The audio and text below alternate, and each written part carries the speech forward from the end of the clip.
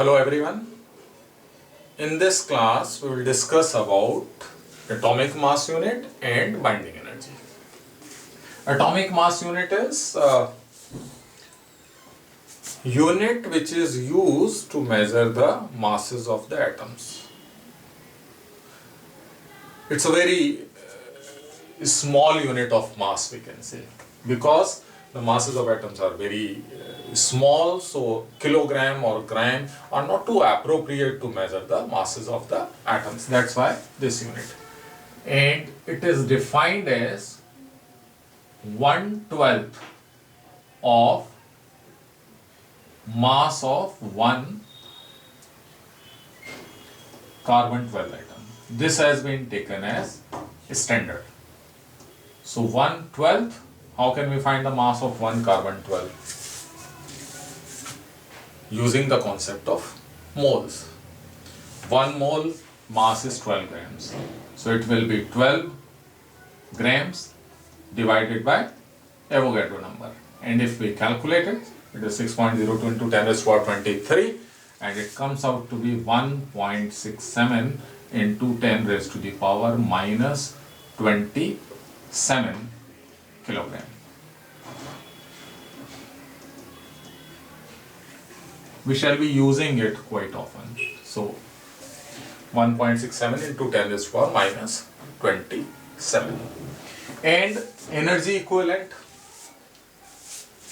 1 AMU will be, see, we can use the relation is equal to MC square, which tells us about the energy equivalent of any mass. Mass can be converted to energy. This expression was given by Einstein.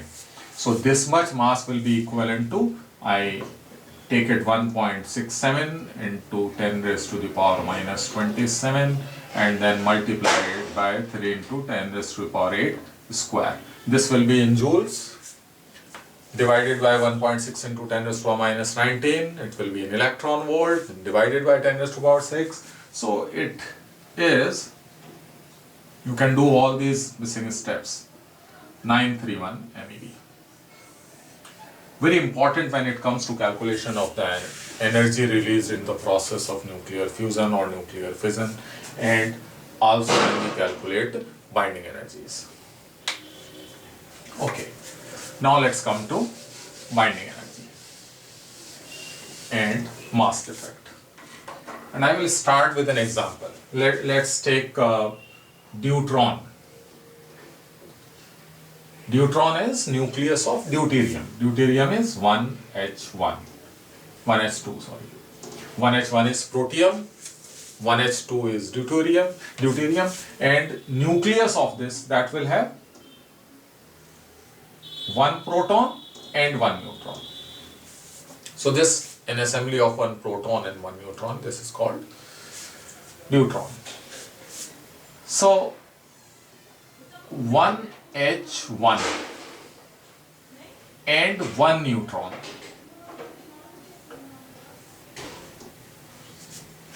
If I take the mass of 1 atom, 1H1, and mass of 1 neutron, this is around 1.0078 atomic mass unit. It is 1.0087 atomic mass unit. And if we combine them, we will get 1H2. 1H1, it is 0 and 1. Combine them, we will get a neutron. Protium atom plus a neutron, this will become deuterium. Okay, if I add it, it is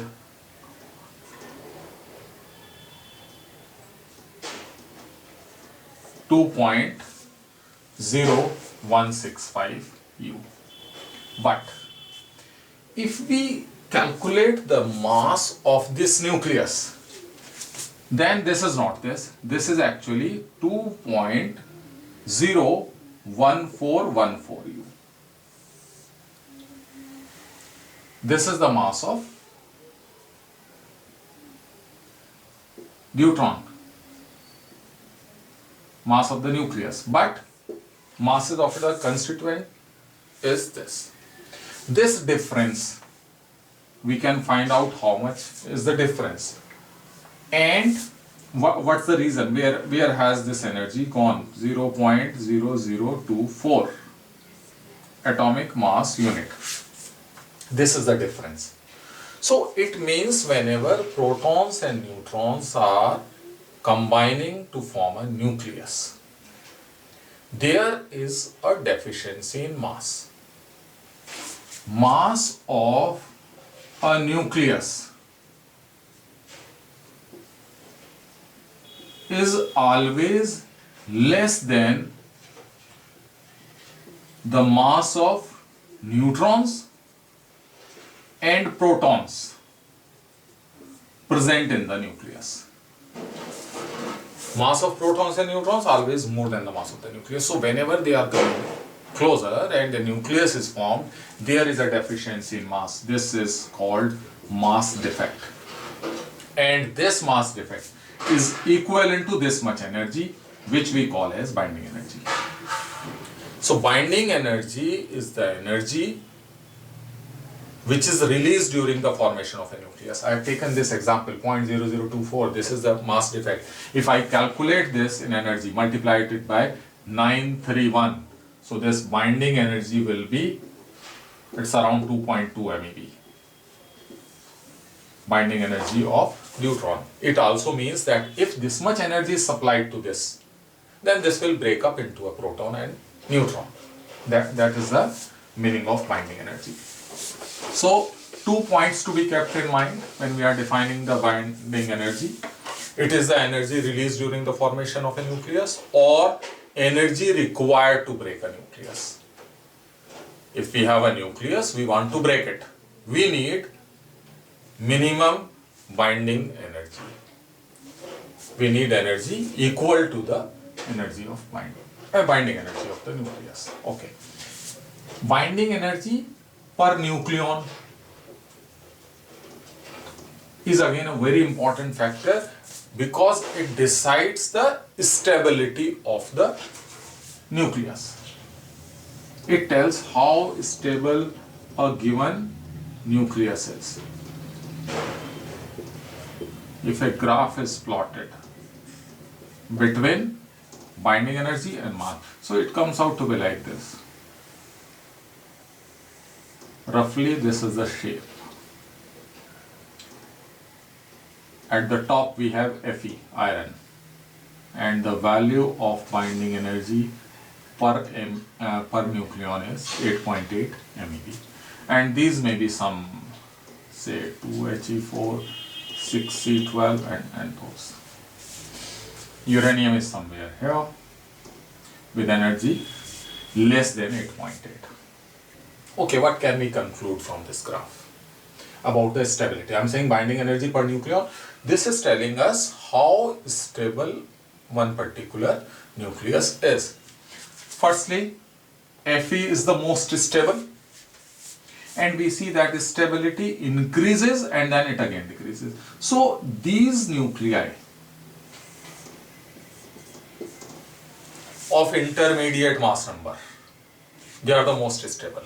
The lighter one have less stability, heavier one also less stable, but the nuclei of intermediate mass number are most stable, iron being at the top. And we just explained that whenever any nucleus is formed, energy is released. And these nuclei with intermediate mass number have the maximum binding energy per nucleon, which means that whenever these nuclei will be formed, energy will be released. And there are two ways of doing it. So this graph also explains why energy is released in the process of nuclear fusion and nuclear fission. Nuclear fission is a process of breaking a heavy nucleus into two or more nuclei of intermediate mass number. If I break a heavy nucleus into two, energy will be released. This process we called nuclear fission. Nuclear fission. Fusion is a process of combining lighter nuclei to form a nuclei of intermediate mass number. Nuclear fission is, say, I take uranium. if it is broken, one of the possibilities we have barium, krypton, 3 neutron and lot of energy, and it is 146, 56, it is 92, 36, I think, if I'm not wrong. 141. Yes, 140, 156 and 92, 36. This is one of the possibilities. So when uranium with the help of a neutron is broken into barium and krypton, 2 nuclei are formed and lot of energy is released. In one fission of uranium, we get around 200 million electron volt energy. This is used for production of energy. There are nuclear power plants where we use this concept, nuclear fission, and this is also used in making nuclear bombs. Nuclear fusion is a process of combining the lighter nuclei to form, for example, 1H.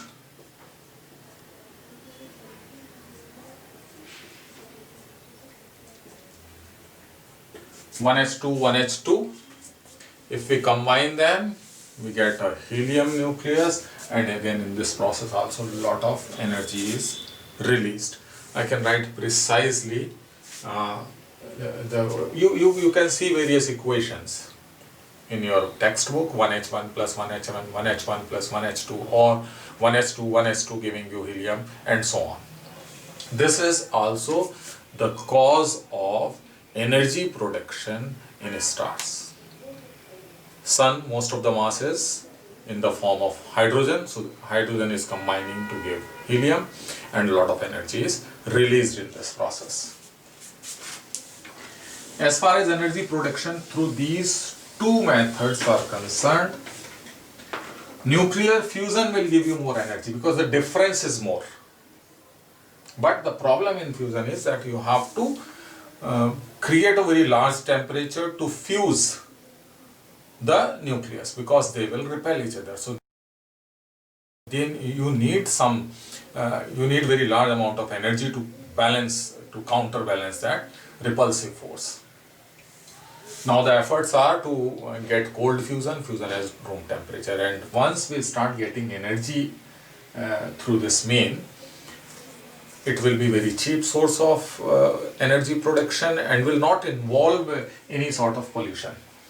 In nuclear fission, again, it's a very effective way of energy production, but the problem is the disposal of these materials, because they are radioactive in nature and cause that type of pollution, that they emit alpha, beta, gamma radiations, which are not good for health, for human beings as well as for other life forms on the planet. So that's enough in this topic for you. Thank you.